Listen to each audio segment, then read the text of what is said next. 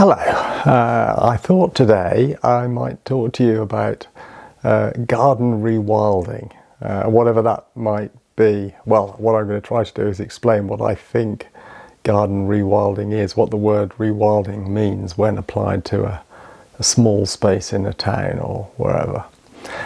So, where do we start?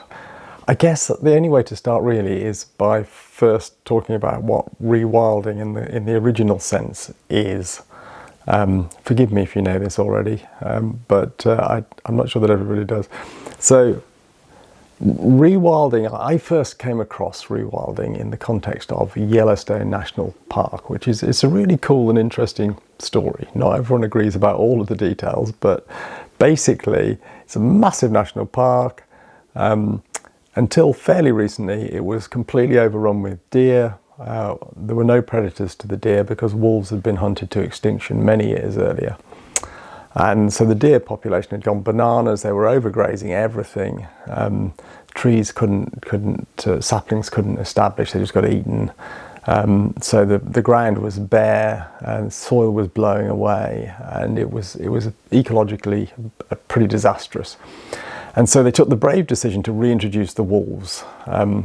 The idea being that might restore some kind of missing kind of balance to the ecosystem, and it might help to support more biodiversity. And it, long story short, seems to have worked quite dramatically so, in fact.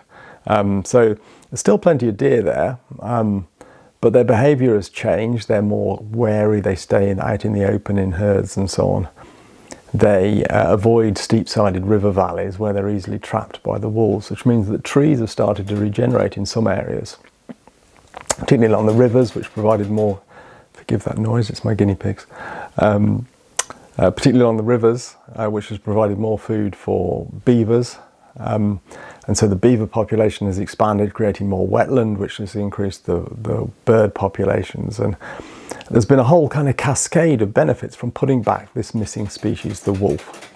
And I think that's really cool and interesting. And it shows that nature can look after itself, but that sometimes it needs a little nudge at the outset by restoring something. Sorry about the guinea pigs. That's their water bottle. I don't know why it's so noisy. Anyway, so how does any of this apply to gardens? Well, let's come across the Atlantic to Europe. And let me take a slightly different tack. When I was at university in the late 80s, mid 80s, God help me, I was taught that Europe was kind of originally, before people came along and cut the trees down, it was covered in a dense primeval forest that pretty much ran from the Mediterranean up to where the tree line ended up in Scandinavia. And that kind of makes sense, because if you set aside a patch of land anywhere in Europe really and leave it, eventually it turns into a dense forest. That's certainly what would happen to my garden if I just abandoned it. And except there's a problem there, which is that it doesn't quite add up, because we know there are lots and lots of European creatures. Think of all the butterflies that live in chalk downland, quieten down pig. The butterflies, the flowers, the orchids and so on, that live in sunshine, in open sunny habitats. Where the heck were they if it was all dense forest? Doesn't seem to make sense. And actually in recent years, ecologists have come around to most of them anyway, to a different view, which is that actually it wasn't all dense forest. It was probably more of a mosaic of pasture and forest and scrub in patches, scattered across the landscape, which would have supported lots of biodiversity. And the reason it was like that, we think, is because that was maintained by huge herds of large herbivores that roamed across Europe historically. There would have been the aurochs, the giant cows that are the ancestors of our domestic cows. There were ponies, wild horses roaming about, wild pigs, lots of different species of deer and moose and so on. And then also animals like beavers, which would have created wetland habitats.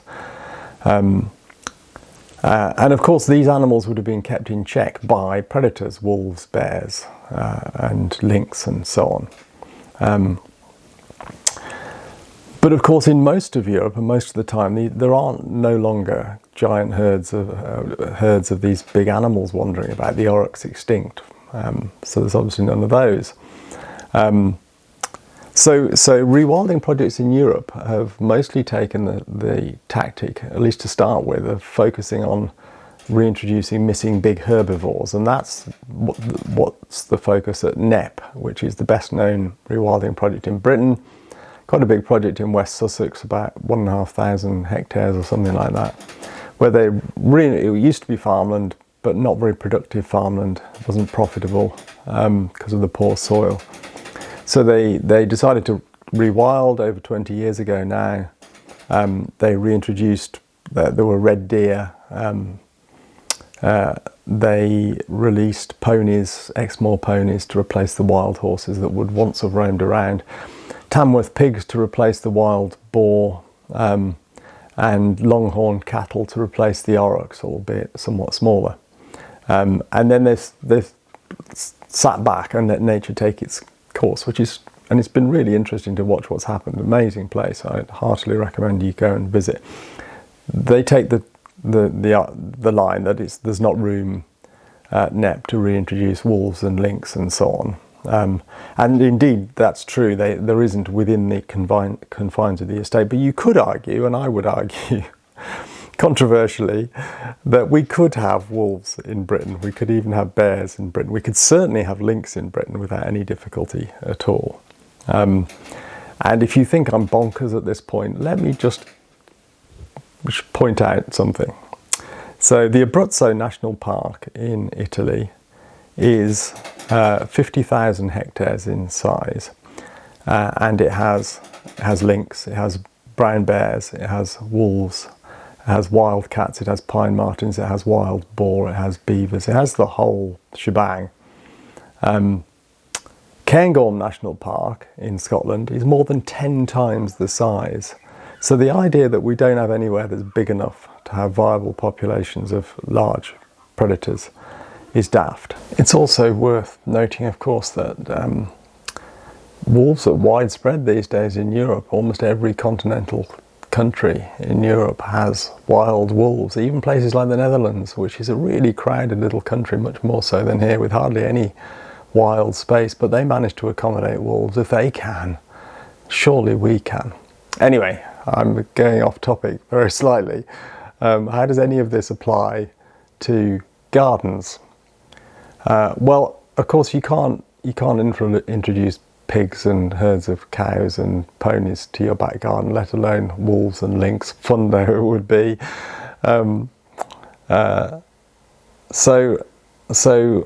And without those, you can't step back, you can't abandon your garden. And this is, I think, where the common misconception. Monty Don and Alan Titchmarsh have both publicly declared that they are firmly against garden rewilding because they see it as abandonment. And if I was to abandon my garden, it would be a disaster. The brambles would take over in no time at all. Then the sycamore seedlings would sprout up, and in a few years I just have a dense forest of sycamores and bramble and very little else, and it wouldn't be great for biodiversity. There wouldn't be much diversity of plants or insects or anything else. So that isn't the way forward, and I don't think when applied to a garden we can rewild in quite the same way. So I would argue that the gardener, because we can't have all these big animals in our gardens, the gardener has to perform their roles for them. He has to fill in.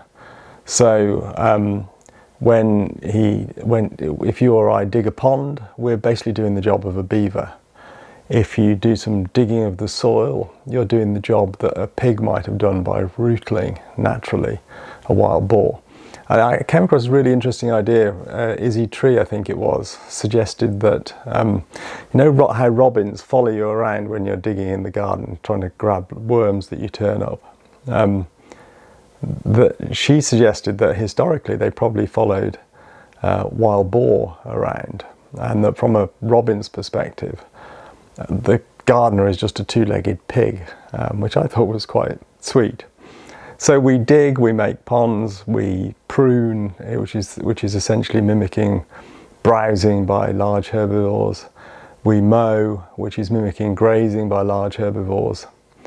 And in doing so, we maintain a diversity of habitats in our gardens. And for me, that's what it's all about. So it's not about abandonment at all. And at this point you might say, well, what's the difference between garden rewilding and wildlife gardening in kind of Jeff Hamilton's sense that's been around for many decades, since I was a kid at least? Actually, I don't really think there is. Maybe it's a con. But if calling it garden rewilding gets a new generation involved, it sounds sexy. Who cares? If it helps to get more people inviting more wildlife into their gardens, call it whatever you like. That would be my argument. Okay, on that perhaps slightly confusing note, I shall sign off. Don't forget to subscribe if you want to hear more of my ramblings. And otherwise, until next time, I'll see you soon. Bye.